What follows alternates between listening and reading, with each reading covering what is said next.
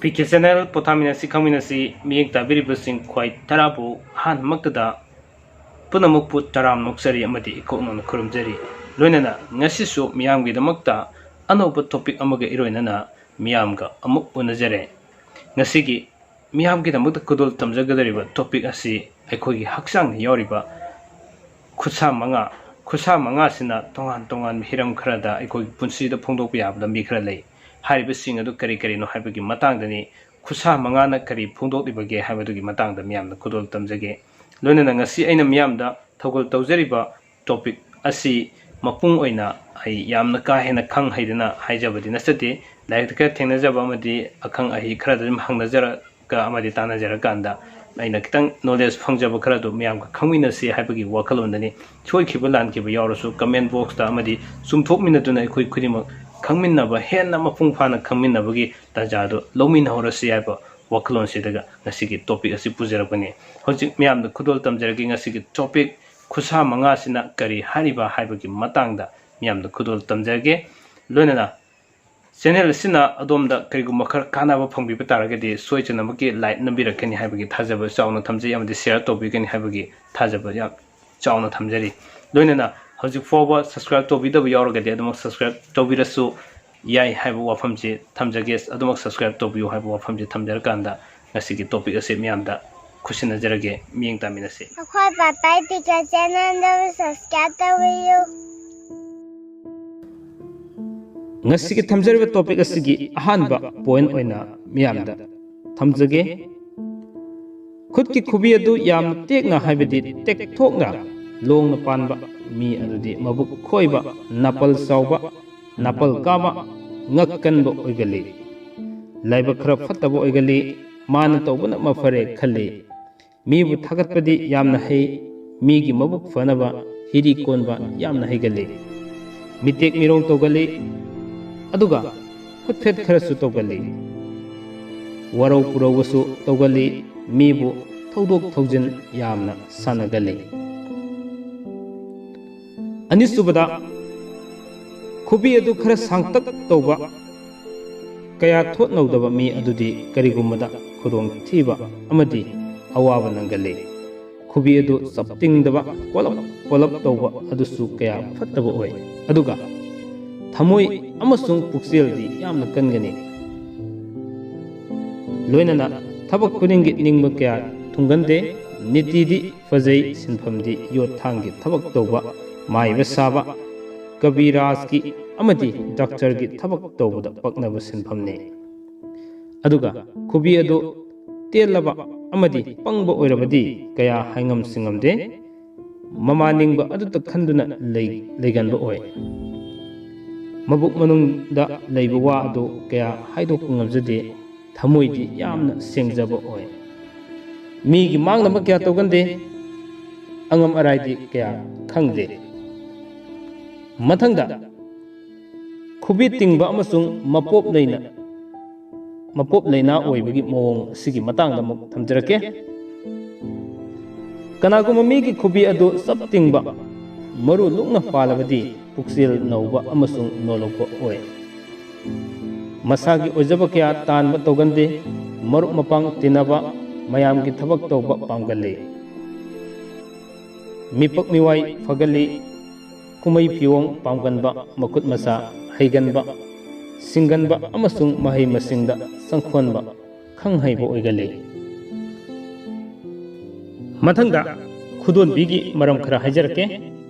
खुदकी खुदोनबी असि सगोल सेल गुरु की लेफमनी हाइनरिबनी मसी खुसा पुनमकी मरु ओइबा मफम अमनी खुदोनबी अदुना मपुंग मरी फारबा यामना निंगतीना सांगलबा अमसुंग मतोन तुमतक तौरबदी मराइबक फबा महै मसिंग हैबा ओइगले मीगी मतेंग लौदना हिंगबा ngambagi sakti legale खुदोनबी असिना यामना हेना सांगलबदी मिथोय मी हेनबो ओइगले अमसुंग खुदोनबी अदो खोइरबदी कया फत्ते अमसुंग मपनसिदा मी अदो येखाइ थिनगाइ गनबा असि तोयना थोए मथंगदा खुयाइगी मरम खरा ताक्सगे खुद की खुयाइ हाइबा सि सनी के लेफमनी हाइनरिबनी खुजाई असी मपुंग मरई फारबा अमदी कोंदबा पैबा सेप तौदबा सब तिंगना पानबा मी अदुदी अतुकी मतिक अंक के लमदा अमदी विज्ञान के लमदा हाइबदी साइंस के लमदा यामना हैगल्ली मांगतुंगी वखल लैबा मी ओइगल्ली अदुगा खुबाक मयाइदगी विद्या की रेखा मनाक्तगी लाक्तुना खुयाइगी तांग फाउबा रेखा अदुना कारबा मी अदुदी अफब ओइगल्ली मतंग सिदा रेखा हाइबसी करिनो हाइबदो मतुंग तारपदा दुमक है थमजरखिगे खुबाक मईगा मरी लेनरब ओइना लाखिगनी काम की लीला की मरमदसु फगन मी ओइगल्ली अदुगा खुनिंगथौदगी हेना पिकलबा थीबा वखल सरानबा सोइत्रंग पात्रंग तौगनबा अमदी सारै हौगनबा मी ओइगल्ली अदुगा लोकसिनगनबा लेना ओइ खोइद्रिंग खोइद्रांग तौरबा मी अदुदी मराइबा फटकनदे खुद की तांग खुदिंगी अमुबा मरी मरी सेनबा मी अदु धातु की लेना पकली इसिंग नुचित यामना फटकनदे असुम तौना खुनिंगथौगी मतंग अमुक थमजरके खुनिंगथौगी मरम खरा हाइजरबदा खुनिंगथौ हाइबसी खुदोन खुसा पुनमकी निंगथौनी हाइनरिबनी मसी अमरमदा नोमाइजिंगी उत्सगी लेफमनी हाइ लोइनना मसिना निंगथीना सांगलबा अकोनबा अमदी पैबा सेपा तौद्रबदी अमसुंग मतोन तुमतक तौरबदी मीदु वखल लैबा मियामगी थबक थवा यावबा मतिक मगुन क्या चेनबा ओय अदुगा तांग अदु तेलबा अकोनबा होइरबदी मही मसिंग क्या हैगंदे मथंगदा खुनाउबी इकोना खुनाउबी हाइनरिबा खुसासी मपुंग ओइना युमसगिसगी उच्च लेफमनी हाइदुना थमजगे खुनाउबी तांग अदुना खुदोनबी मतोनगा सांगबा मानरबदी पंडित ओइबगी गुण यामना चेनबा ओइगल्ली अमरोमदा ईश्वरगी शक्ति संगलबा मी अमनी हाइरी मसी